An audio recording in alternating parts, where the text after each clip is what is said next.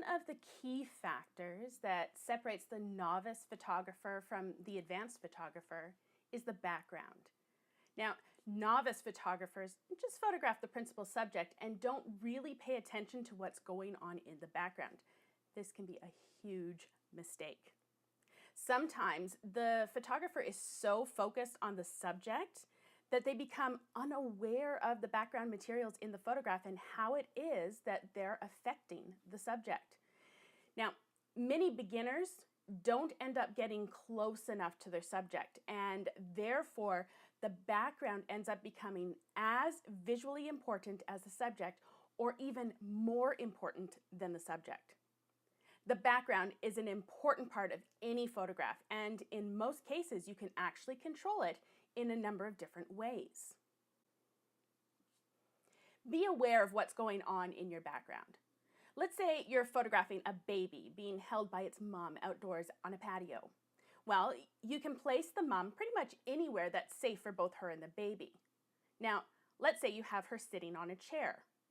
What's going on in the background? Can you see the street? Is there a parking lot behind her? Is there a telephone pole behind her? Does the balcony railing look like it's going through the mom's head? Once you learn to pay attention to the background, you can then make judgment calls as to whether the background is distracting or not.